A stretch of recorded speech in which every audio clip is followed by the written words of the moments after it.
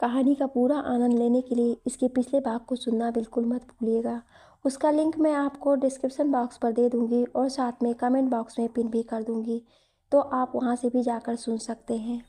पाखी जाकर पूजा की हेल्प करने लगी। पूजा ने पाखी को अपनी मौसी और बाकी रिश्तेदारों से भी मिलवाया। दीपक और उसकी पत्नी भी वहीं मौजूद थे। दीपक की पत्नी तो पाखी की फ़ैन हो गई थी। पूरे फंक्शन में बस पाखी के साथ साथ घूमती रही। दोपहर में जब सब खाना खाने लगे तब मनु भीड़ में से आया और पाखी का हाथ पकड़ के चुपके से उसे बाहर निकाल लाया। पाखी को कुछ समझ नहीं आया। क्या हुआ? मनु, मेरे साथ चलो। कहाँ? मनु, बस चलो, बताता हूँ। पाखी मनु के पीछे पीछे चलने लगी। घर से बाहर आने पर पाखी ने देखा सामने एक नई कार खड़ी है। मनु ने गाड़ी का दरवाज़ा खोला और पाखी से बैठने को कहा। पाखी गाड़ी में बैठ गई। मनु ने गाड़ी मेन सड़क की तरफ मोड़ दी। हम कहाँ जा रहे हैं? मनु, कहीं नहीं, बस ड्राइव पर। इतने सारों लोगों के बीच तुमसे ढंग से बात भी नहीं कर पा रहा हूँ, इसलिए बाहर चला आया। अगर वैसे पापा ने नई गाड़ी खरीदी है और मैं चाहता तो इसमें मेरे साथ सबसे पहले तुम बैठो। पाखी मुस्कुरा दी। गाड़ी अपनी रफ्तार में चली जा रही थी। दोनों शहर से कुछ दूर निकल आए थे। तभी पाखी ने कहा, मनु, तुम जो सोच रहे हो वो सब इतना आसान नहीं है। सुमित चाचू की शादी के बाद मुझे विनीत के पास वापस जाना पड़ेगा। घर वालों का फैसला है। अचानक गाड़ी को ब्रेक लगा।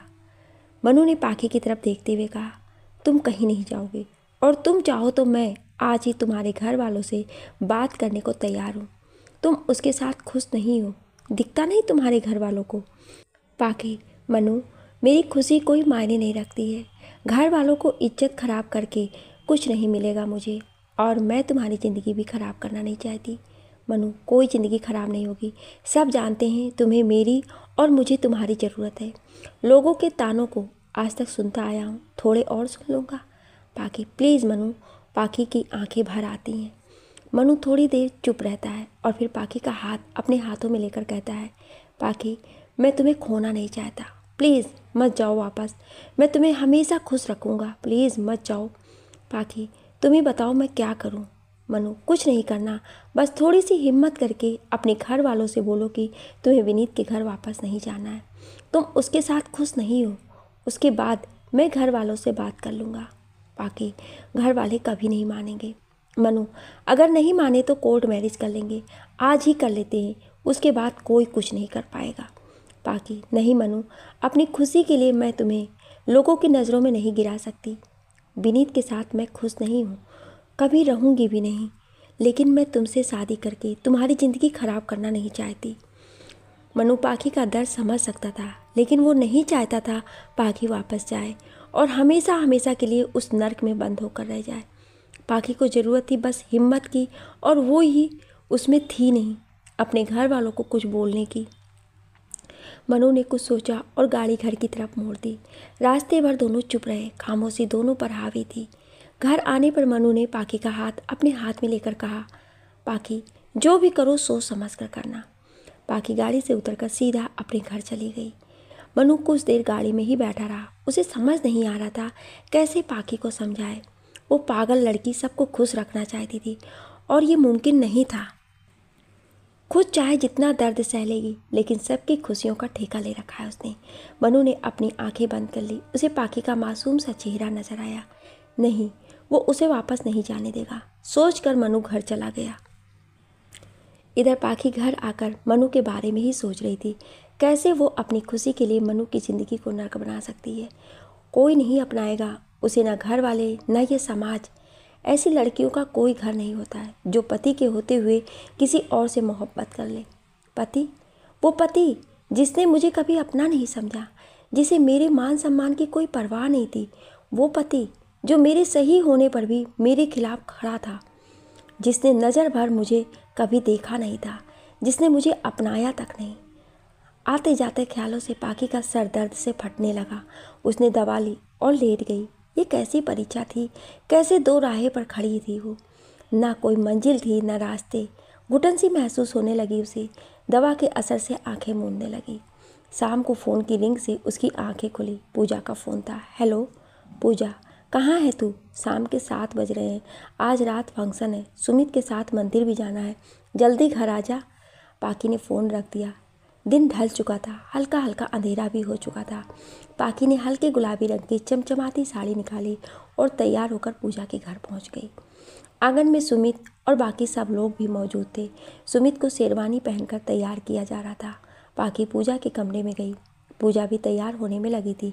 पाकी ने पूजा की साड़ी सही की, उसका मेकअप किया, तभी मनु वहाँ आ गया। उसने पाकी की साड़ी की मैचिंग का शर्ट पहन रखा था। मनु ने पाकी से रिंग के बारे में पूछा। पाकी ने जो रिंग खरीदी थी मनु को दे दी। मनु ने पाकी का हाथ पकड़ा और पूजा के सामने ही उसे रिंग पहना दी। पूजा ने मुस्कुराते हुए दोनों को देखा और फिर काम में लग गई। पाकी मनु को समझ ही नहीं पा रही थी, बस मनु को देखे जा रही थी। तभी मनु ने पीछे से एक गुलाब का फूल निकालकर पाकी की तरफ बढ़ा दिया। पाकी ने गुलाब ले लिया। पहली बार किसी ने उसके लिए ये सब किया था। पाकी को खुश देख मनु भी खुश हो गया। उसने पाकी से कहा, पाकी एक सेल्फी लूँ हम दोनों की साथ में। वो फ़ोटो उस फ़ोन की सबसे खूबसूरत फ़ोटो थी। रात में दूल्हे को घोड़ी पर बैठाकर सब मंदिर के लिए रवाना हो गए। सब नाचते हुए जा रहे थे। पाकी भी खुश थी और मनु उसे खुश देख के खुश था। तभी पाकी का फ़ोन बजने लगा। पाकी ने देखा फ़ोन विनीत का था। उसने कॉल कट कर दिया। एक बार फिर फ़ोन बजने लगा। इस बार पूजा की नज़र पाकी पर गई। उसे परेशान देख पूजा उसके पास गई। क्या हुआ, इतनी परेशान क्यों है? पाकी कुछ नहीं। तभी फ़ोन फिर बजने लगा। पाकी ने काट दिया तो थोड़ी देर बाद एक मैसेज आया। तुम क्या समझती हो, मेरा फ़ोन ना उठाने से और मेरे मैसेज के जवाब ना देने से मैं तुम्हें छोड़ दूंगा? इतनी आसानी से नहीं छोड़ने वाला तुम्हें। तुम्हारा फ़ोन बिज़ी आना, ऑनलाइन रहना सब समझ रहा हूँ मैं। मैसेज पढ़कर पाकी की आंखों में आंसू आ जाते हैं। पूजा उसके हाथ से फ़ोन लेकर मैसेज पढ़ती है। उसे बहुत गुस्सा आता है। तभी फ़ोन फिर बजने लगता है। पूजा गुस्से में कहती है, कोई ज़रूरत नहीं है इससे बात करने की और ना ही इससे डरने की ज़रूरत है। तूने कुछ गलत नहीं किया है, सब सही हो जाएगा। मनु को पूजा और पाकी जब दिखाई नहीं दी तो उसने पीछे मुड़कर देखा। पूजा पाकी को कुछ समझा रही थी। मनु उनके पास गया। फ़ोन अब भी बज रहा था। मनु ने पूजा के हाथ से फ़ोन ले लिया। विनीत के मैसेज और कॉल देखकर मनु को गुस्सा आया, लेकिन चुप रह गया। फ़ोन साइलेंट अपनी जेब में डाल दिया और दोनों को चलने को कहा। पलटकर एक बार पाकी की तरफ देखा और फिर उनसे थोड़ी दूरी बनाकर चलने लगा। पाकी समझ नहीं पा रही थी कि कौन सही था, विनीत जो बार बार उसे तकलीफ़ पहुंचा रहा था, या फिर मनु जो हर बार उसके सामने आ खड़ा होता है। उसे परेशानी से निकलने के लिए विनीत ने उसे रुलाने में कोई कसर नहीं छोड़ी और मनु ने हंसाने में। मंदिर आ गया, सब दर्शन करने लगे। पाकी भी हाथ जोड़े खड़ी थी। उसने अपनी आंखें मूंद ली और ईश्वर से प्रार्थना करने लगी, हे भगवान, मुझे कुछ समझ नहीं आ रहा है, मैं क्या करूं? ये कैसी परीक्षा ले रहे हैं आप मेरी? अब आप ही बताइए क्या सही है, अब आप ही कोई रास्ता दिखाइए। प्रार्थना कर जैसे ही पाकी ने आँख खोल साइड में देखा, उससे बराबर हाथ जोड़े आँख बंद किए मनु खड़ा था। पाकी उसे देखती रही। क्या मनु ही था उसकी मंजिल? वो मंदिर से बाहर आ गई। क्यों किस्मत बार बार इसे मेरे सामने लाकर खड़ा कर देती है? पाकी सोच ही रही थी, तभी मनु आया और उससे कहा, सब ठीक हो जाएगा, बस तुम सिर्फ अपने दिल की सुनो। कहकर वो सीढ़ियों से नीचे उतर आया। सारे हंसते गाते वापस घर की तरफ आ रहे थे। मनु ने जेब से पाकी का फ़ोन निकाला तो देखा उस पर विनीत के कई मैसेज थे। मनु सबको पढ़ता गया, लेकिन आखिरी मैसेज पर मनु की सांसें थम गई, जिसमें लिखा था, जितना इग्नोर करना है कर लो, 4 दिन बाद लेने आ रहा हूँ तुझे, उसके बाद बताऊँगा मैं क्या चीज़ हूँ। मनु सब भूल गया। बस उसके दिमाग में 4 दिन वाली बात घूमने लगी। उसे लगा 4 दिन बाद पाकी हमेशा के लिए चली जाएगी। उसे विनीत के साथ साथ पाकी पर भी गुस्सा आया। वो क्यों नहीं बोल रही है अपने घर वालों को कि उसे नहीं जाना वापस? क्यों चुप है वो? सब मनु से आगे निकल गए। वो धीरे धीरे चल रहा था, एक हारे हुए सिपाही की तरह। पाकी और पूजा उसके लिए रुक गई। जैसे ही वो उनके करीब आया, उसका चेहरा उतरा हुआ था। उसने पाकी को फ़ोन दिया। पाकी ने जब मैसेज देखा तो उसके चेहरे से सारी रौनक गायब हो गई। उसने मनु की तरफ देखा। कुछ बोल पाती उससे पहले ही मनु वहाँ से चला गया। वो कुछ बोल ही नहीं पाई। उस रात को नहीं सोया था, ना पाकी, ना मनु और ना विनीत। तीनों जल रहे थे एक ऐसी आग में जो सब कुछ तबाह कर देने वाली थी। विनीत जब बार बार फ़ोन करता रहा तो पाखी ने अपना फ़ोन बंद कर दिया और कमरे के एक कोने में बैठे रोने लगी। कमरे में अंधेरा था और वैसा ही अंधेरा था उसके दिल में। दूसरी तरफ मनु परेशान था। गुस्सा शांत होने पर उसे समझ आया कि उसने पाखी के साथ सही नहीं किया। उसे इस तरह अकेला छोड़कर नहीं आना चाहिए था। इन सब में उसकी क्या गलती थी? उसने फ़ोन उठाया और पाखी का नंबर लगाया, पर फ़ोन बंद आ रहा था। अब मनु को और चिंता होने लगी। वो हर 5 मिनट से पाखी को फ़ोन करने लगा, लेकिन फ़ोन बंद आ रहा था। रात से लेकर सुबह तक वो वैसे ही फ़ोन करता रहा, लेकिन फ़ोन बंद आ रहा था। मनु नहाने चला गया। जल्दी से आकर कपड़े चेंज किए और पाखी से मिलने उसके घर की तरफ जा ही रहा था कि बड़े चाचू ने रोक लिया और पैसे देते हुए कहा, मनु तुम सुमित के लिए बाजार जाओ और गाड़ी सजवा कर ले आओ, बारात जल्दी ही रवाना होगी। मनु मन मार कर चला गया। रास्ते में वो पाखी को फ़ोन करता रहा, लेकिन हर बार फ़ोन बंद ही मिला। गाड़ी लेकर वो शॉप पर पहुंचा और उसे गाड़ी को सजाने को कहा। उसका बिल्कुल मन नहीं लग रहा था। वो जल्द से जल्द बस पाखी के पास पहुंचना चाहता था। तभी उसकी नज़र सामने एक गिफ्ट गैलरी पर पड़ी। एकाएक ही उसके कदम उस दुकान की तरफ बढ़ गए। अंदर जाते ही उसकी नज़र सामने रखे एक मग पर गई, जिस पे बहुत खूबसूरत बात लिखी थी। मनु ने तुरंत वो मग पैक करने को कहा और फिर घूमकर शॉप देखने लगा। उसने एक छोटे से गणेश जी की मूर्ति ली और मन में कहा, अब जो कुछ भी हुआ है उसे यही सही करेंगे। उसने दोनों गिफ्ट पैक करने को कहा और दुकान से बाहर आ गया। गाड़ी तैयार हो चुकी थी। मनु जल्दी से घर आया और पूजा से पाखी के लिए पूछा। पूजा ने बताया पाखी अभी तक नहीं आई है। मनु के कहने पर पूजा ने पाखी के घर पर फ़ोन कर उसे आने को कहा। देख, आज चाचू की बारात जानी है। अगर मुझे कुछ मानती है तो चुपचाप तैयार होकर अभी घर पहुँच। पाखी थोड़ी देर में पूजा के घर आ गई। सभी मेहमान मौजूद थे। उसने पिंक कलर का लहंगा पहना था। रोने के कारण आंखें लाल हो चुकी थी।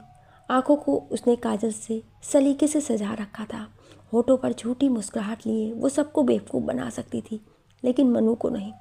मनु उसकी तरफ बढ़ा ही था कि तभी मनु के बड़े भैया दीपक, मनु के जीजा और भाइयों ने उसे घेर लिया। सब उससे हंसी मजाक करने लगी। मनु मन ही मन सोचने लगा, इन सालों को भी अभी आना था। उसके बाद मनु पाखी से बात करने का मौका ढूंढने लगा, पर हर बार कोई ना कोई पाखी से चिपका रहता। बारात घर से निकल गई। घर सभी मंदिर तक बारात के साथ जाने लगे। पाखी को उसके सैंडल नहीं मिल रहे थे। वो उन्हें खोजने में लगी थी। तभी मनु वहाँ से गुजरा। पाखी को अकेले देख तुरंत उसके पास गया और उसका हाथ पकड़कर एक साइड में लेकर गया।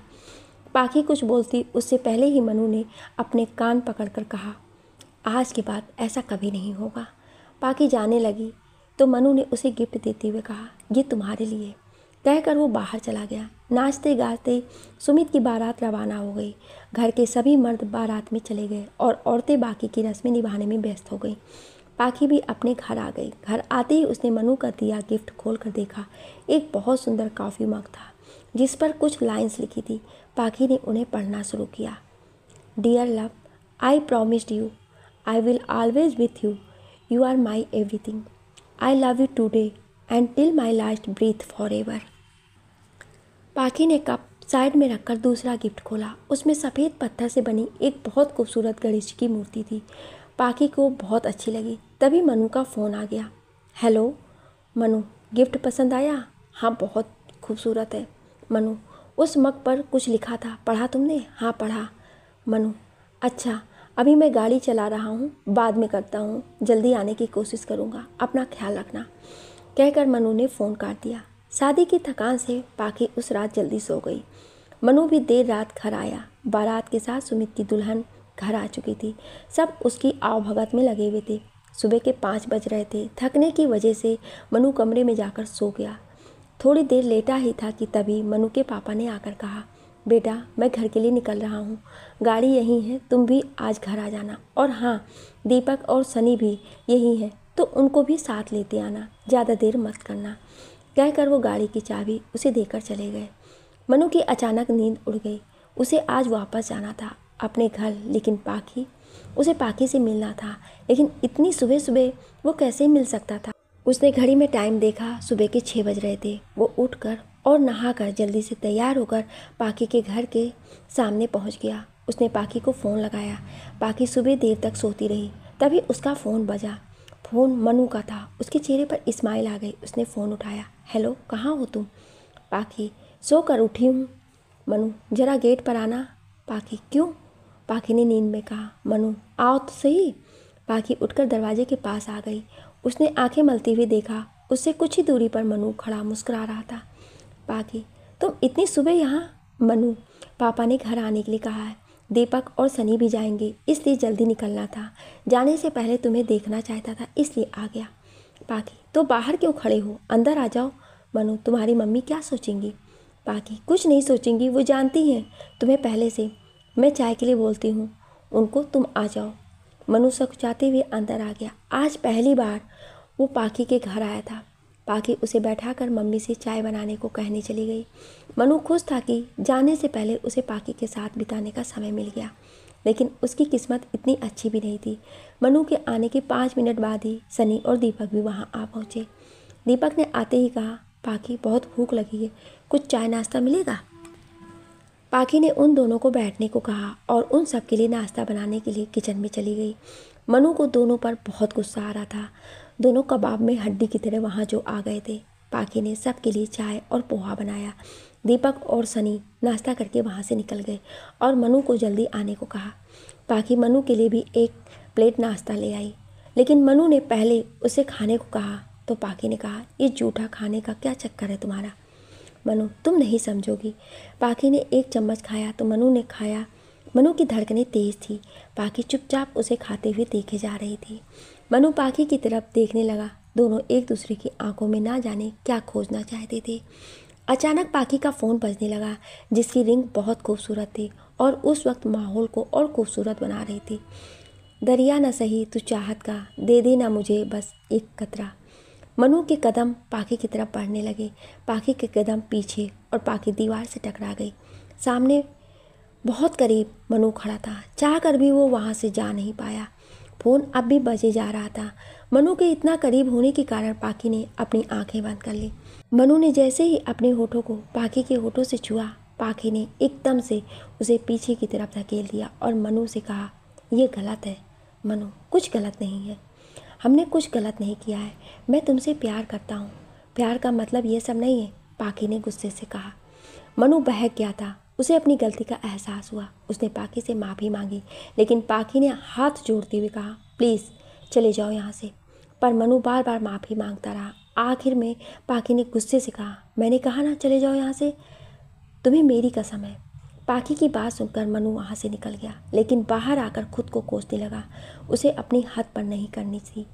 न जाने पाखी उसके बारे में क्या सोच रही होगी। तब तक दीपक और सनी भी आ गए। मनु को परेशान और गुस्से में देख दीपक ने उससे गाड़ी की चाबी ली और खुद ड्राइवर सीट पर बैठ गया। मनु पूरे रास्ते चुप रहा। उसे खुद पर बहुत गुस्सा आ रहा था। वो बार बार पाखी को फ़ोन कर रहा था, लेकिन पाखी का फ़ोन बंद आ रहा था। मनु और परेशान हो गया। घर पहुंचकर वो सीधा अपने कमरे में चला गया।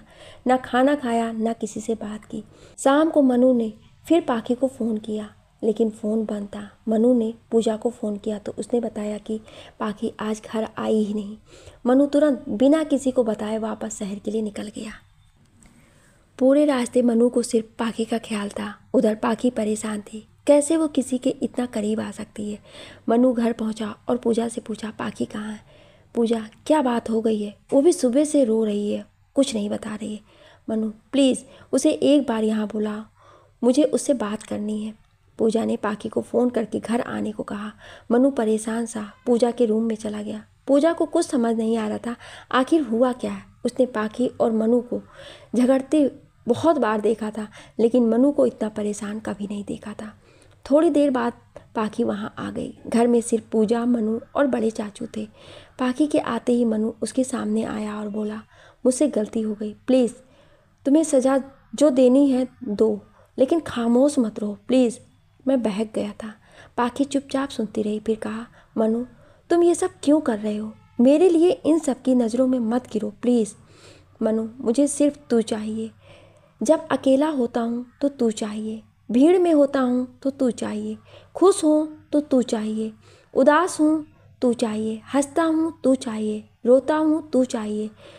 तू है तो सब कुछ है, तू नहीं तो कुछ भी नहीं। एक बार तुम्हें खो चुका हूँ, फिर से नहीं खोना चाहता। मनु की बात सुन पाखी के आंखों में आंसू आ जाते हैं। वो दौड़कर मनु के गले लग जाती है और कहती है, सॉरी, मैं डर गई थी। मनु ने कुछ नहीं कहा, बस उसे गले लगाए रखा। थोड़ी देर बाद सब पूजा के कमरे में जमा थे। थोड़ी देर बाद पूजा और चाचू ने दोनों को अकेले छोड़ दिया। दोनों एक दूसरे के आमने सामने थे। मनु पाखी को समझा रहा था, मनु हिम्मत कर और जाकर बोल अपने घर वालों को कि तुझे उसके साथ नहीं रहना है। पाखी, मैं ऐसा नहीं कर सकती। मनु, क्यों नहीं कर सकती? जब तू उस इंसान के साथ खुश ही नहीं है तो फिर क्यों नहीं छोड़ रही है उसे? पाखी, क्योंकि ये सब मेरे लिए इतना आसान नहीं है। घर वाले मेरी बात कभी नहीं मानेंगे। मनु, तो फिर चल अभी शादी कर लेती हैं, उसके बाद कोई कुछ नहीं कर पाएगा। पाखी, ऐसा कभी मत करना। मैं कभी नहीं चाहती कि मेरे लिए तू किसी भी की नज़रों में गिर जाए या फिर कोई तुझ पर उंगली उठाए। मनु, मुझे फ़र्क नहीं पड़ता। अगर तू साथ है तो मैं सारी दुनिया के खिलाफ जाने को तैयार हूँ। पाखी खामोश हो जाती है। मनु फिर पूछता है, अच्छा ये बता, तू खुश रहेगी उसके साथ? पाखी, नहीं। मनु, वापस जाना चाहती है? पाखी, नहीं। मनु, तो फिर हिम्मत करके बोल। जब तक कुछ नहीं बोलेगी वह ऐसे ही टॉर्चर करता रहेगा। अपने घर वालों से साफ साफ बोल कि तुझे उससे तलाक चाहिए, उसके बाद मैं संभाल लूँगा। पाखी, तलाक हो भी जाए तो मैं तुमसे इतनी जल्दी शादी नहीं कर सकती। मनु, मुझे शादी की कोई जल्दी नहीं है। 1 साल 2 साल मैं इंतज़ार करने के लिए तैयार हूँ। तू सिर्फ मेरी है, मैं तुझे खोना नहीं चाहता। मनु के काफ़ी देर समझाने के बाद पाखी अपने घर चली गई। एक तरफ वो खुश थी कि मनु उसे प्यार करता है, लेकिन उसकी खुशी ज़्यादा देर नहीं थी। घर आते ही माँ ने उसे बताया, 2 दिन बाद विनीत तुम्हें लेने आ रहा है। हमें लगता है एक बार तुझे उसके साथ जाना चाहिए, शायद वो सुधर जाए। माँ की बात सुनकर पाखी के पैरों से ज़मीन निकल गई। उसे लगा जैसे सब कुछ एक कांच का महल जैसा था जो अब बिखरा हुआ नज़र आ रहा था और उसकी किरचें उसके सीने के अंदर बहुत गहरे तक धंसती जा रही थी। वो काफ़ी देर चुपचाप सब सुनती रही। उसने अपनी आंखें बंद कर ली। मनु का चेहरा नज़र आया। उसने एक गहरी सांस ली और कहा, मुझे वापस नहीं जाना है। सब उसे देखने लगे। मम्मी ने पूछा, क्यों नहीं जाना वापस? हम लोगों ने कोई फैसला किया है तो सोच समझकर ही किया होगा। पाखी, आपका फैसला जो भी हो, मुझे उस आदमी के पास वापस नहीं जाना है। उसने मेरे साथ जो किया है नहीं भूल सकती मैं, उसे नहीं अपना सकती मैं। गलती सबसे होती है, उस गलती को सुधारने का मौका एक बार सबको देना चाहिए। पाखी, गलती? उनके गुनाहों को गलती का नाम मत दीजिए आप लोग। मुझ पे जो गुजरी है उसका दर्द सिर्फ मैं ही जान सकती हूँ, आप लोग नहीं। तो फिर क्या चाहती है तू? पाखी, तलाक। मुझे उससे तलाक चाहिए। विनीत के साथ रहकर मैं अपनी ज़िंदगी बर्बाद नहीं कर सकती। तलाक का नाम सुनकर सब घर वालों के मुंह खुले के खुले रह गए। पाखी रोने लगी। अपनों के बीच होकर भी वो एकदम अकेली थी। इस वक्त वो जिस दर्द से, जिस तकलीफ से गुजर रही थी, वो सिर्फ वो ही जानती थी। गलती चाहे किसी की भी हो, सज़ा हमेशा औरत को ही मिलती थी। पाखी के वापस न जाने की वजह मनु नहीं बल्कि विनीत का व्यवहार था। वो चाह कर भी अपने साथ हुए वाक़ये को भुला नहीं पा रही थी। सबके बीच से उठकर वो अपने कमरे में चली गई। उसका दुख समझने वाला कोई नहीं था उस वक्त। अगले दिन पाखी की सूजी हुई आंखें बता रही थी कि वो सारी रात सोई नहीं थी। उसने किसी से बात नहीं की और तैयार होकर ऑफिस चली गई। थोड़ी देर बाद पाखी की मम्मी का फ़ोन आया। पाखी के मामा जी की तबीयत अचानक से ख़राब होने के कारण मम्मी वहाँ चली गई। घर में सिर्फ पाखी और छोटी बहन बाड़ी थी। पाखी शाम को ऑफिस से आई और छत पर चली गई। अकेले बैठे बैठे काफ़ी देर तक रोती रही। फिर ना जाने उसके मन में क्या आया, वो शाम को अंधेरा होते ही घर से बाहर चली गई और थोड़ी दूर जाकर मंदिर की सीढ़ियों पर बैठ गई। आंसू उसकी आंखों से लगातार बहते जा रहे थे। इधर बाड़ी पाखी को घर में ना पाकर परेशान हो गई और उसे ढूंढना शुरू कर दिया, पर पाखी नहीं मिली। बाड़ी और ज़्यादा परेशान हो गई। मम्मी भी घर में नहीं थी। उसने आसपास घरों में जाकर देखा, पर पाखी वहाँ भी नहीं थी। तभी बाड़ी को पूजा का ख्याल आया। पाखी सबसे ज़्यादा पूजा के घर ही जाती थी। वो भागती हुई उसके घर पहुँची, लेकिन पाखी वहाँ भी नहीं थी। वो चुपचाप घर आ गई। 9 बज रहे थे, लेकिन पाखी का कोई अता पता नहीं था। अब बाड़ी को पाखी की चिंता होने लगी थी। वो वापस पूजा के घर गई। मनु और बड़े चाचू वहीं थे। पूजा के पूछने पर बाड़ी रोने लगी और पाकी के बारे में बताया। मनु ने फ़ोन करने की कोशिश की तो बाड़ी ने बताया कि वो अपना फ़ोन और बैग कुछ साथ में लेकर नहीं गई है। पूजा ने उसे चुप कराया और कहा कि चिंता मत करो, चाचू को भेजती हूँ तुम्हारे साथ। बड़े चाचू के साथ साथ मनु भी बाड़ी के साथ घर आ गया। बाड़ी ने पहले दिन हुई सारी बातें पूजा के पति को बता दी। अब सबकी चिंता और बढ़ गई, कहीं पाकी कोई गलत कदम ना उठा ले।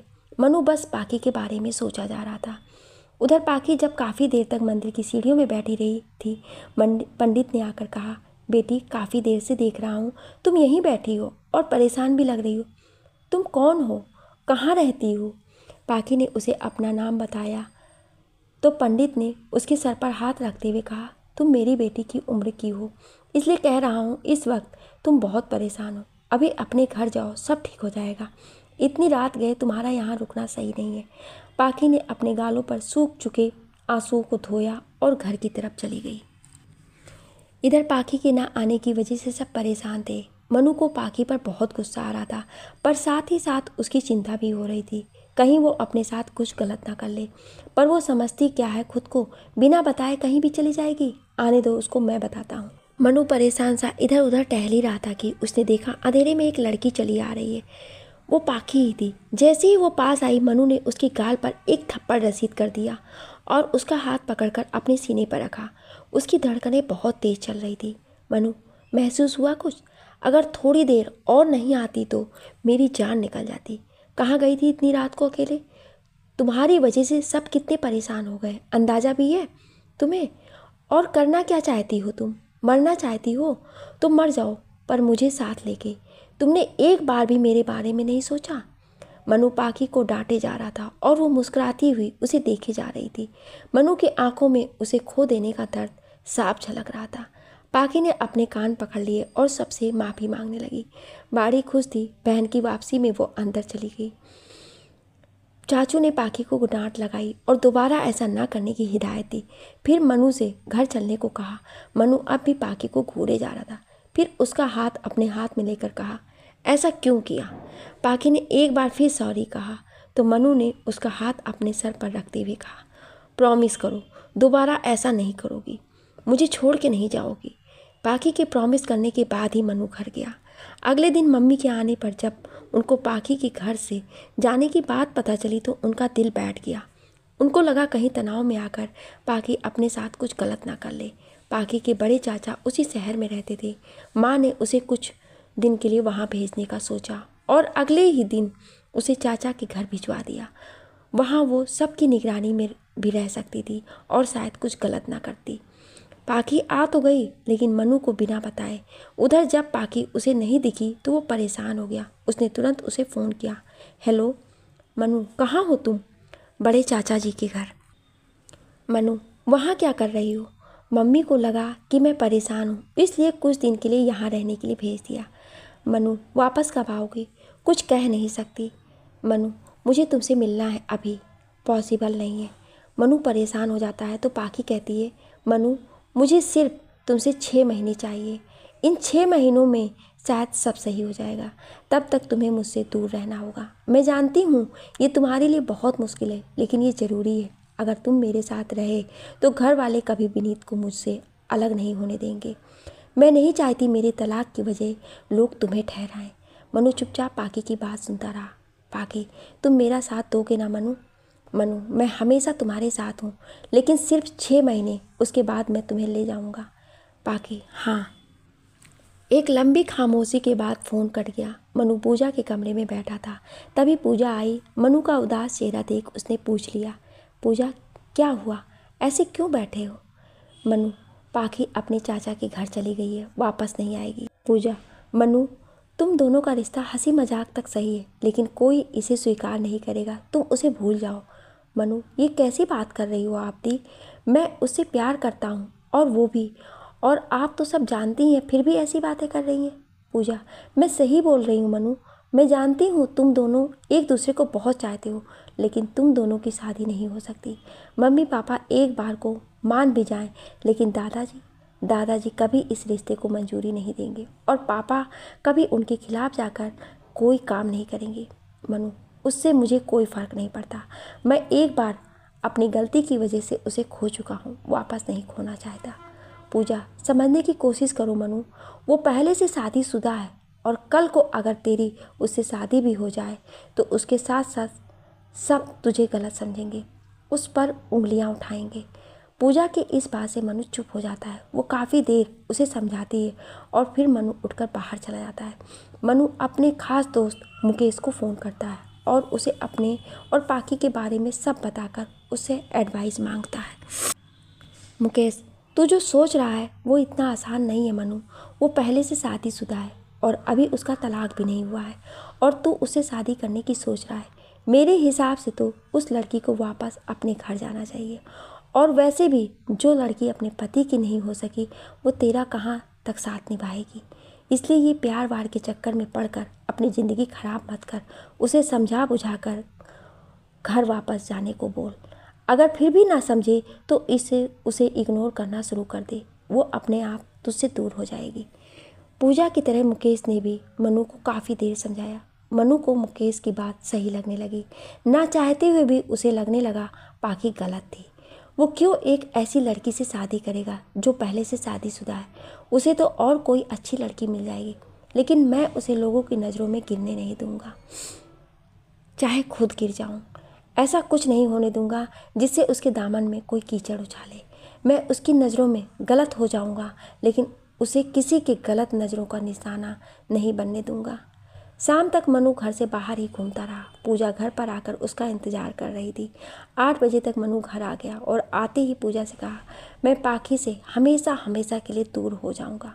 अगर मेरी वजह से लोग उस पर उंगली उठाते हैं तो मैं हट जाऊंगा, उसके रास्ते से चला जाऊंगा, उसकी दुनिया से हमेशा हमेशा के लिए दूर। बस वो खुश रहनी चाहिए। जानता हूँ वो टूट जाएगी, लेकिन वो इतनी बहादुर है कि संभाल लेगी खुद को और शायद मुझे भूल भी जाएगी। भूलेगी क्यों नहीं, उसका दिल जो तोड़ने जा रहा हूँ मैं एक बार फिर। मनु की बात सुनकर पूजा की आंख भर आई। वो पहली बार मनु को इस हालत में देख रही थी। ये सब कहकर मनु अपने कमरे में चला गया। वो एक बहुत बड़ा फैसला लेने जा रहा था जो कि पाखी को लेकर था। अगले दिन से उसने पाखी को इग्नोर कर शुरू कर दिया था। वो जानबूझकर पाखी को हर्ट होने वाली बातें करने लगा। पाखी को समझ नहीं आ रहा था कि मनु ऐसा क्यों कर रहा है। कुछ दिन बाद पाखी ऑफिस से सीधा पूजा के घर गई।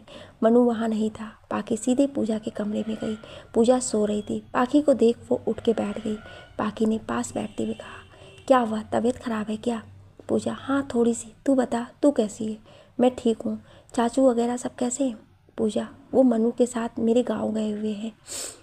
मनु को क्या हुआ है? ना वो मुझसे ठीक से बात करता है, ना मेरे मैसेज का जवाब देता है। वो ठीक तो है ना? पूजा, हाँ वो ठीक है। और वैसे भी तुम दोनों ज़्यादा बातें ना करो तो सही होगा। तुम्हें विनीत के सुधरने का इंतज़ार करना चाहिए और हो सके तो उसके पास वापस चले जाना चाहिए। पाखी खामोशी से पूजा की बातें सुनती जा रही थी। पूजा, तुम दोनों का रिश्ता कोई नहीं अपना पाएगा, ना घर वाले ना समाज। मैंने मनु को भी समझा दिया है, इसलिए वो तुमसे कम बात करता है। पाखी, तुम्हें विनीत के पास वापस चले जाना चाहिए। पाखी की आंखों में आंसू छलक आए। उसने फिर भी मुस्कुराते हुए कहा, यह तो अच्छी बात है पूजा कि मनु तुम्हारे समझाने से समझ गया। मैं तो हमेशा से उसे कहती आ रही थी कि हम एक नहीं हो सकते। वो पागल समझा ही नहीं मेरी बात। मैं बहुत खुश हूँ उसने ये फैसला किया। चलती हूँ, देर हो रही है। कहकर पाखी कमरे से बाहर निकल गई। आंसू और मुस्कुराहट का ये बेजोड़ संगम पहली बार देखने को मिला। होठ मुस्कुरा रहे थे और दिल चीख चीख कर रो रहा था कि आखिर उसके साथ ही ये सब क्यों हुआ। पर वो जानती थी कि मनु के लिए भी ये सब करना इतना आसान नहीं था। उसने ये कैसे किया होगा ये सिर्फ पाखी और मनु ही जानते थे। बारिश होने लगी। पूरे रास्ते वो भीगती हुई थके कदमों से घर की तरफ जा रही थी, अपने घर। सोचती जा रही थी, मनु जो करने जा रहा है उसमें मैं उसका साथ जरूर दूंगी। वो मुझसे दूर जाना चाहता है ताकि मुझ पे कोई उंगली ना उठाए। वो इसलिए मेरी नज़रों में नीचे गिर रहा है ताकि मैं किसी की नज़रों में नीचे ना गिरूं। ये सब करके वो चाहता है कि मैं उससे नफ़रत करूं ज़िंदगी भर और उसे भूल जाऊं। तो ये मुझसे नहीं होगा। मैं उससे दूर जा सकती हूँ लेकिन नफ़रत नहीं कर सकती। पाखी घर आ गई। मनु से उसकी बात बहुत कम होने लगी। एक शाम पाखी की दोस्त सुमी का फ़ोन आया। उसने पाखी से सालासर बालाजी चलने की बात कही। पाखी का मन उस वक्त बहुत बेचैन था। वो भी कुछ पल की शांति चाहती थी, इसलिए सुमी के साथ अगले दिन सालासर के लिए रवाना हो गई। सालासर से कुछ ही दूरी पर मनु का घर था। मंदिर पहुंचकर पाखी ने एक नारियल लिया और मंदिर के परिसर में बांध दिया, ये कहते हुए कि मुझे रास्ता दिखाओ। कुछ देर वो गुजारने के बाद पाखी और सुमी बाहर आ गए। पाखी ने पूजा के पति को फ़ोन कर बताया तो उन्होंने उन दोनों को घर आने को कहा। दरअसल वो भी सालासर ही थे, मनु के घर। कुछ ही देर में दोनों वहाँ पहुँच गए। पाखी और सुमी दोनों गए। रास्ते में मनु चुप रहा, सिर्फ चाचू ही कुछ ना कुछ बोलते रहे।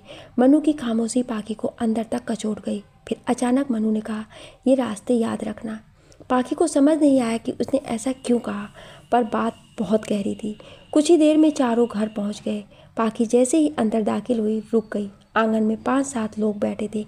पाखी ने मनु के पापा को नमस्ते किया और अंदर चली गई। सुमी और पाखी को बैठाकर मनु और चाचू बाहर चले गए। पाखी समझने की कोशिश कर रही थी कि आखिर बाहर बैठे लोग कौन हैं। तभी मनु चाय ले आया। सुमी को चाय देकर वो जैसे ही पाखी की तरफ मुड़ा, चाचू ने अंदर आते हुए कहा, पाखी, बाहर जो लोग बैठे हैं ना, वो मनु को देखने आए हैं। उसके हाथ से फ़ोन छूट गया।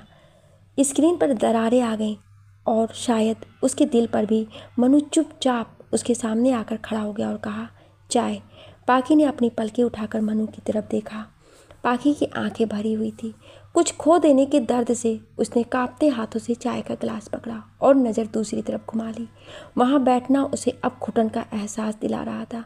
वो उठकर बाहर आ गई। चाचू भी उसके पीछे पीछे चले आए और आकर उसके कंधे पर अपना हाथ रखकर कहा, इस वक्त वही थे जो पाखी के दर्द को समझ सकते थे। पाखी ने एक फीकी सी मुस्कुराहट के साथ उनकी तरफ देखा, पर उसकी आंखों की नमी उनसे छुप नहीं पाई। दूर खड़ा मनु सब देख रहा था, पर बेबस था। थोड़ी देर बाद पाखी ने चाचू से वापस जाने की बात कही तो मनु उन्हें बस स्टैंड तक छोड़ने के साथ आ गया। मनु के साथ साथ बड़े चाचू भी आ गए। चारों गाड़ी में थे और खामोशी फैली थी। पाखी को दुख था तो सिर्फ इस बात का कि मनु ने उसे कुछ नहीं बताया। फिर भी वो सबके सामने हंसने का नाटक कर रही थी, लेकिन मनु की आंखों से कुछ छुपा नहीं था। वो देख सकता था उसकी आंखों में उसके दर्द को। सुमी और पाखी को बस स्टैंड छोड़ दोनों वापस चले गए। पाखी और सुमी ने अपने शहर की बस की टिकट लिया और आकर बैठ गई। बस अपनी रफ्तार में चली जा रही थी। पाखी खिड़की से बाहर रास्तों को पीछे जाते हुए देख रही थी और सोच रही थी, काश वो भी इन रास्तों की तरह ज़िंदगी के सफ़र में पीछे जा पाती, पर यह सब मुमकिन नहीं था। मनु की कही बात का मतलब पाखी को अब समझ आ रहा था। मनु ने सही कहा था, ये रास्ते याद रखना, क्योंकि वो जानता था वापसी का सफ़र पाखी को अकेले तय करना है। उसके हर सवाल का जवाब उसके सामने था। उसने अपनी आंखें मूंद ली। 2 घंटे बाद वो अपने शहर में थी, पर अपने पीछे बहुत कुछ छोड़ आई थी शायद। पाखी घर आ गई। कुछ दिन यूं ही गुजर गए और फिर एक शाम रीना बुआ ने पाखी को एक लड़की की तस्वीर दिखाते हुए कहा, मनु की सगाई हो गई है। 2 महीने बाद उसकी शादी है। पाखी जानती थी ऐसा कुछ भी होगा, लेकिन उसे किसी और से पता चलेगा, बस इसकी उम्मीद नहीं थी। उसने मनु को मैसेज किया, मुबारक हो। मनु ने कोई जवाब नहीं दिया। पाखी ने एक कविता लिखी जो उस वक्त उसके हालातों से मिलती जुलती थी। देखो ना, तुमने पाकर भी खो दिया मुझे। मेरे जाने से शायद कुछ नहीं बदलेगा, बस अब किसी और का नंबर तुम्हारे फ़ोन लिस्ट में सबसे ऊपर होगा। ऐसा नहीं है कि मुझे तुमसे नफ़रत हो गई है, पर मेरी जगह प्यार जताने वाली अब कोई और होगी। तुम्हारा इंतज़ार वैसे ही होगा जैसे पहले होता था, बस दरवाजे पर मेरी जगह कोई और होगी। तुम्हारी गाड़ी की फ्रंट सीट वैसी ही होगी, पर ना उस पर कोई पाखी होगी, ना कोई मनु होगा। वो जगह किसी और की होगी, और शायद तेरे दिल में भी। शादी मुबारक हो मनु। पाखी का ये आखिरी मैसेज था मनु को, जिसके जवाब ने पाखी की आंखों में आंसू ला दिए। तुम चाहो तो हम दोस्त बनकर रह सकते हैं। पाखी जानती थी प्यार के बाद दोस्त बनना मुमकिन नहीं है। वो मनु की खुशियों के बीच अब और नहीं आना चाहती थी। जवाब में पाखी ने लिखा, नहीं, शायद अब इसकी ज़रूरत नहीं पड़ेगी। और हमेशा के लिए वो नंबर अपने फ़ोन से हटा दिए। उसकी तस्वीरें, उसके मैसेज सब हटा दिए। उसका कुछ नहीं रखना चाहती थी वो अपने पास। मनु ने उस वक्त पाखी का साथ छोड़ा जब उसे उसकी सबसे ज़्यादा ज़रूरत थी। वो रोती रही पूरी रात। उस रात वो सो नहीं पाई और जब सोई तो हकीकत से जुड़े एक सपने ने उसकी आंखें खोल दी। पाखी ने देखा एक लड़कियों का ग्रुप जिनके साथ पाखी गलियों से चली आ रही है। उनमें से एक लड़की जो कि उसकी जानी पहचानी सी लग रही थी पाखी के साथ साथ चल रही है। सभी सड़क के किनारे पर आकर खड़ी हो गईं और बस का इंतज़ार करने लगी। तभी मनु वहाँ अपनी बाइक से आ पहुँचा और हाथ से इशारा किया अपने पास आने को। पाखी की खुशी का कोई ठिकाना नहीं था। जैसे ही वह आगे बढ़ी किसी ने हाथ पकड़कर उसे रोक लिया। पाखी ने पलट कर देखा, ये वही लड़की थी जो उसे जानी पहचानी लग रही थी। उसने पाखी को लगभग पीछे खींचते हुए कहा, तुम नहीं मैं, मुझे बुला रहा है वो, और जाकर मनु के साथ बाइक पर बैठ गई। मनु पाखी की तरफ मुस्कुराते हुए उस लड़की के साथ वहाँ से निकल गया। पाखी की आंखें खुली गईं। उसने महसूस किया वो पसीने से भीग चुकी है। वो सपना हकीकत से भी ज़्यादा डरावना था। अब पाखी मान चुकी थी कि मनु उसका कभी नहीं हो सकता है। सुबह हो चुकी थी। वो उठी और मनु के दिए सभी तोहफे एक बैग में डालकर पूजा के घर पहुंच गई और उसने बैग पूजा को दे दिया। पूजा, मनु को बहुत बुरा लगेगा। पाखी, मैं ये सब अपने पास नहीं रख सकती। अगर ये सब मेरे पास रहा तो मैं उसे कभी माफ़ नहीं कर पाऊंगी। कहकर पाखी वहाँ से चली गई। उसके बाद उसकी मनु से कभी बात नहीं हुई। पूजा के घर भी कम जाने लगी थी।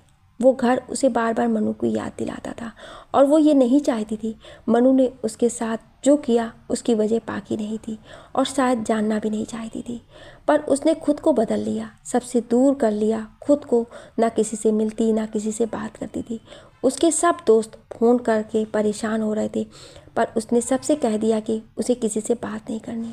वो अब पहले वाली पाखी नहीं रही थी। अपने आप को खुश दिखाने के लिए सबसे हर वक्त हंसी मजाक किया करती, सबकी मदद करती, घर से ऑफिस, ऑफिस से घर, बस यही उसका रोज़ाना का काम बन चुका था।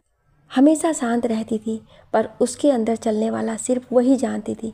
वक्त गुजर रहा था। धीरे धीरे मनु की शादी के दिन भी नज़दीक आ गए। कार्ड भी छप चुके थे और बंटने भी लगे पर पाखी के पास कोई कार्ड नहीं आया। न उसे बहन कहने वाली पूजा ने बताया, न बेटी कहने वाले मनु के पिता ने, और न मनु ने। पर वो फिर भी खुश थी। और फिर शादी के एक दिन पहले पूजा ने होनी बेटी के हाथ उसकी शादी का कार्ड भी भिजवा दिया। पाखी ने कार्ड लिया। उसने बिना उसे देखे कमरे की सबसे ऊपरी रोशनदान पर रख दिया क्योंकि वो नहीं चाहती थी कि मनु का नाम वो किसी और नाम के साथ पढ़े। जख्म जो भर चुके थे एक बार फिर ताज़ा हो गए, लेकिन इस बार उन जख्मों को पीड़ पाखी के चेहरे पर नहीं थी। पाखी को पूजा के फ़ोन का इंतज़ार था लेकिन उसका कोई फ़ोन नहीं आया। वो पूजा जिसने 7-8 सालों में पाखी के बिना कुछ नहीं किया था, आज वो ही पूजा पाखी से दूर होती जा रही थी। पाखी ने एक गहरी सांस ली और अपनी दोस्त काव्या को फ़ोन किया। हेलो, आ गया शादी का कार्ड? पाखी, जी हाँ। तो कब जा रही हो? पाखी, मैं नहीं जा रही। काहे? अब क्यों नहीं जाना? जाओ, उसे भी पता चले उसने क्या खोया है। पाखी, नहीं, अगर मैं गई तो मुझे देखकर वो उदास हो जाएगा। उसकी खुशियों में रुकावट नहीं बनना मुझे। किस मिट्टी की बनी हो तुम? वो इतना सब कुछ करके खुशी खुशी शादी कर रहा है और तुमको उसकी खुशियों की पड़ी है। हम तो होते उसकी शादी में जाकर उसकी ही। पाखी ने उसकी बात काटते हुए कहा, इतना काफ़ी है बाबू, और वैसे अब मेरी ज़िंदगी में उसके लिए कोई जगह नहीं है। नफ़रत करके कुछ नहीं मिलता है। वो खुश अपनी ज़िंदगी में, मेरी ज़िंदगी खुशहाल मैं बना लूँगी। दैट्स माई गर्ल, मैं हमेशा तुम्हारे साथ हूँ, कहकर काव्या ने फ़ोन काट दिया। मनु पाखी की ज़िंदगी से जा चुका था पर जाते जाते बहुत कुछ ले गया था, भरोसा, प्यार और पूजा। मनु की शादी के बाद पूजा भी काफ़ी बदल चुकी थी। उसने पाखी से बात करना ही बंद कर दिया। ना उसका कोई फ़ोन आता, ना कोई मैसेज। पर इस बार पाखी को इतना ताजुब नहीं हुआ क्योंकि अब तक उसे आदत हो चुकी थी खोने की। अब इतना दर्द, इतनी तकलीफ़ नहीं होती थी उसे किसी के जाने से। उसने अपने आप पर काबू पाना सीख लिया था, खुद को इतना मजबूत बना लिया कि किसी के आने जाने से कोई फ़र्क नहीं पड़ता था। ज़िंदगी को एक नया मोड़ देना चाहती थी वो। पर यह कहानी यहीं ख़त्म नहीं होती। पाखी की ज़िंदगी में बहुत से मोड़ आने बाकी थे और फिर आखिरी मोड़ आया जो उसे उसकी मंजिल तक ले गया। पाखी अब पूरी तरह बदल चुकी थी। ऐसा नहीं कि उसकी ज़िंदगी में फिर प्यार नहीं आया, बहुत बार आया, लेकिन पाकी सबसे किनारा कर चुकी थी। उसने अपनी ज़िंदगी के दरवाज़ों को इस कदर बंद कर लिया कि कोई फिर उसकी ज़िंदगी में शामिल हो ही नहीं पाया। मनु अपनी नई ज़िंदगी में खुश था। उसने फिर कभी पाकी के बारे में जानने की या उससे मिलने की कोशिश ही नहीं की। पूजा भी धीरे धीरे पाकी से दूर हो गई। जो लोग पाकी को ज़िंदगी भर साथ देने का वादा कर रहे थे वो एक एक करके उससे दूर होते चले गए। पर पाकी इतनी कमज़ोर नहीं थी। इतना सब होने के बाद भी उसने कभी खुद को अकेला महसूस नहीं किया। उसने अपने चारों तरफ अपनी एक अलग ही दुनिया बना ली। उसने अपने अकेलेपन को दूर करने के लिए लिखने का सहारा लिया। वो एक राइटर बनना चाहती थी, पर कभी किसी ने उसके सपनों को तवज्जो नहीं दी। लेकिन अब उसके पास काफ़ी वक्त था अपने इस सपने को पूरा करने के लिए। उसने लिखना शुरू किया। शायरी, कविताएं, लेख, कहानियाँ, बहुत कुछ था उसके पास लिखने को। उसकी लेखन शक्ति गजब थी। धीरे धीरे लोगों ने उसे प्रेरित किया। वो अक्सर अपने आसपास होने वाली घटनाओं को कहानी का रूप दिया करती थी। पर वो कितना भी अच्छा लिख ले, उसे हमेशा अपनी लिखी हर चीज़ अधूरी सी लगती थी। अक्सर कुछ ना कुछ कमी रह जाती थी। महीनों गुजर गए पर विनीत और उसके घर वालों को अपनी गलती का एहसास नहीं हुआ। विनीत पाकी को घर ले जाना चाहता था, लेकिन अपनी शर्तों पर, और पाकी को ये मंजूर नहीं था। पाकी अपनी नज़र में सही थी और इसलिए उसने विनीत से तलाक लेने का फ़ैसला किया। देर सबेर पाकी के घर वालों को भी यह एहसास हो गया कि विनीत पाकी के लायक नहीं है। बात को ज़्यादा ना बढ़ाते हुए उन्होंने विनीत के घर वालों से रिश्ता ख़त्म करने की बात सोची और अगले ही दिन पाकी के चाचा, मम्मी और कुछ रिश्तेदार विनीत के घर पहुंच गए। पाकी ने अपने पापा से भी साथ जाने की बात की, लेकिन वो नहीं रुके और शहर छोड़कर चले गए। बस उसी दिन से पाकी ने उन्हें अपना पिता मानना बंद कर दिया। उसे नफरत हो गई उनसे। वो पाकी को उस वक्त छोड़ कर गए जब उसे उनके सहारे की सबसे ज़्यादा ज़रूरत थी। विनीत के घर जाने के बाद दोनों परिवारों में खूब बहस हुई। दोनों पक्ष एक दूसरे पर कीचड़ उछालने लगे, पर बात ख़त्म नहीं हुई। और उसके बाद विनीत और उसकी माँ ने पाकी पर गलत इल्ज़ाम लगाने लगे। सबको बहुत गुस्सा आ रहा था, पर सब चुप थे, क्योंकि बात पाकी की ज़िंदगी की थी। जहर की तरह सब विनीत और उसकी माँ की कड़वी बातें सुनते रहे और निगलते रहे। एक लड़की जब सही हो तो उसे गलत ठहराने का सिर्फ एक ही रास्ता बचता है, और वो होता है उसके चरित्र पर दाग लगाना। और यही विनीत ने उस दिन किया। वो कितने सही था और कितना गलत, ये सिर्फ वहाँ मौजूद लोग जानते थे। सारी बहस के बाद ये फैसला हुआ कि 1 महीने बाद पाकी और विनीत के तलाक को मंजूरी मिल जाएगी। सब घर वापस आ गए। घर आकर जब सब ने पाकी को बताया तो उसका दिल अंदर ही अंदर टूटकर बिखर गया। वो चुपचाप सब सुनती रही। वो जानती थी ऐसा ही होगा। विनीत जी को अपनी झूठी शान और घमंड में चूर था। वो इतनी आसानी से पाकी को नहीं छोड़ेगा। पर पाकी हर चुनौती के लिए तैयार थी। ना वो लोगों के तानों से डरी, ना ही विनीत के जरिए की गई बदनामी से। वो जानती थी कि उसने कुछ गलत नहीं किया था। ये 1 महीना पाकी पर 1 साल की तरह गुजर रहा था, और हर आखिरकार वो दिन भी आ गया जब वो विनीत के जाल से हमेशा हमेशा के लिए आज़ाद होने वाली थी। अदालत में वो सर झुकाकर नहीं खड़ी थी, ना ही उसके आंखों में विनीत का कोई डर था। वो बेखौफ और मजबूती से विनीत के सामने खड़ी थी। कार्रवाई शुरू हुई। विनीत ने उस पर हर घटिया से घटिया इल्ज़ाम लगाया और उसे गलत ठहराने की कोशिश की, लेकिन उसकी एक नहीं चली। पाकी ने अपने पक्ष में सिर्फ इतना कहा कि उसे विनीत से तलाक चाहिए, और पाकी को विनीत से तलाक पर मंजूरी मिल गई। दोनों का तलाक हो गया। तलाक के साथ साथ उसे पाकी को 5 लाख रुपए भी देने पड़े। एक हारे हुए मुजरिम की तरह विनीत अदालत से बाहर आ गया। उसका सर शर्म से झुका हुआ था। उसकी हिम्मत नहीं हुई पाकी को नज़रें उठाकर देखने की, और फिर वो अपनी माँ के साथ वहाँ से बाहर निकल गया। पाकी वहीं खड़ी थी। उसे ना विनीत के हारने की खुशी थी, ना अपने जीतने की। उसे खुशी इस बात की थी, आज एक लड़की ने हार नहीं मानी थी। पाकी एक ऐसे समाज से थी जहाँ गलती हमेशा लड़कियों की मानी जाती थी, जहाँ झुकना हमेशा लड़कियों को पड़ता था, जहाँ सहना हमेशा लड़कियों को पड़ता था, जिन्हें किसी भी तरह की आज़ादी नहीं थी, जहाँ आज भी मर्दों को औरतों से ऊपर समझा जाता था, जहाँ एक पति को भगवान का दर्जा दिया जाता था, और फिर वही भगवान अपनी मन मर्जी से उसको दुख पहुँचाता है, तकलीफ़ देता है। एक औरत अपना सब कुछ छोड़कर आंखें बंद करके उसे भगवान समझकर उसके घर आती है, और ये लोग उसे सम्मान देने के बजाय, उसे प्यार देने के बजाय उसे अपने पैरों की धूल समझने लगते हैं। हाँ, वो एक ऐसे ही समाज से थी जहाँ एक लड़की की ज़िंदगी से ज़्यादा लोगों को अपनी झूठी शान और इज्जत ज़्यादा प्यारी थी। पर पाखी ने इन सब के बारे में नहीं सोचा और विनीत जैसे इंसान को अपनी ज़िंदगी से दूर कर दिया। पाखी के दिमाग में यही सब घूम रहा था कि अचानक उसे ख्याल आया, अगर मेरे साथ ऐसा हुआ है तो ना जाने मुझ जैसी कितनी ही लड़कियों के साथ ऐसा होता होगा, जो समाज और अपने घर वालों के डर से कुछ बोल नहीं पाती, बस सहती रहती हैं। पर मैं ऐसा होने नहीं दूंगी। अगर वो नहीं लड़ सकती अपने हक के लिए तो मैं लड़ूंगी। और मन ही मन एक फैसला लेकर उसने मुड़कर अदालत को देखा और फिर मुस्कुराकर बाहर निकल गई। घर आकर वो सीधा बाथरूम में चली गई और शावर चलाकर उसके नीचे खड़ी हो गई। बरबस ही उसकी आंखें बहने लगी। आज सही मायने में वो आज़ाद हो चुकी थी। शादी चाहे कितनी भी बुरी हो, उसके टूटने का दर्द एक बार ही सबको ज़रूर होता है। बाकी थोड़ी देर बाद बाहर आ गई। अब वो पहले से ज़्यादा चुप रहने लगी थी। अपनी ज़िंदगी को एक नया मोड़ देने के लिए पाखी ने LLB करने के लिए लॉ कॉलेज में एडमिशन ले लिया। अपने सपनों को पूरा करने का उसे मौका मिला, जिसे वो खोना नहीं चाहती थी। उसने पूरी मेहनत से एंट्रेंस एग्ज़ाम दिया और अच्छे नंबरों से पास हुई। उसे कॉलेज में एडमिशन मिल गया। उसने अपना सारा वक्त और ध्यान पढ़ाई में लगा दिया। देखते ही देखते पाखी ने पहले साल लॉ कॉलेज में टॉप किया और उसके बाद वो फाइनल ईयर की तैयारी में जुट गई। इन 2 सालों में पाखी अब तक सबसे दूर हो चुकी थी। एक शाम पढ़ाई करते वक्त माँ ने उसे बताया कि प्रीति जो कि पाखी के मामा जी की बेटी है, उसकी शादी तय हो गई है। शादी का नाम सुनते ही पाखी लिखते लिखते रुक गई। ना चाहते हुए भी उसका अतीत उसकी आंखों के सामने आ गया। उसने किताब में नज़रें गड़ा ली और माँ की तरफ देखे बिना ही कहा, हाँ तो आप सबको जाना चाहिए माँ, तुझे भी जाना चाहिए, मुझे नहीं जाना है।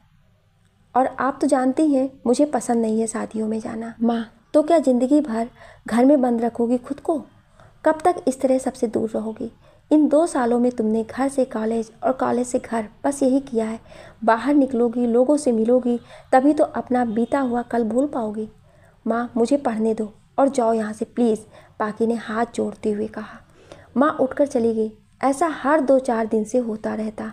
जब माँ पाखी को समझाती, पर पाखी ना जाने क्यों अपने उस अतीत से निकलना ही नहीं चाहती थी, या फिर डरती थी कि कहीं फिर से कोई उसके जज्बातों के साथ ना खेल जाए। पाखी सोच ही रही कि तभी उसका फ़ोन बजा। फ़ोन पर सपना का नंबर देख उसने एक बार तो फ़ोन नहीं उठाया। सपना ने फिर से फ़ोन लगा दिया। इस बार पाखी को फ़ोन उठाना पड़ा। हेलो सपना। हेलो की बच्ची, बुआ बता रही कि तू शादी में नहीं आ रही है। हाँ, वो फाइनल ईयर है ना, तो मुझे पढ़ना है, और तू तो जानती है मुझे शादी भीड़ भाड़ ये सब नहीं पसंद है।